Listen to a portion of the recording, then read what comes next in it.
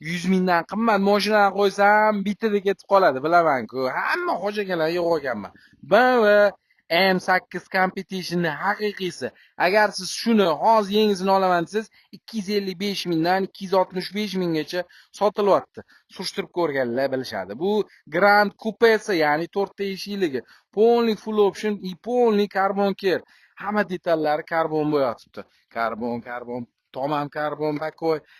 Voy jigar 625 ot kuchi, uchuv 2 sekund 0 dan 100 gacha. Lekin bosib boradigan joy ishoning. O'zbekistonda hozir qo'yilayotgan va sotilayotgan eng arzon competition aynan shu bo'ladi. 10 ming batigi probegi, 10 ming. 2024-yil mashina, 23 emas. Bo'ladigani xullas 200 minglar bir narsalar duvdilar.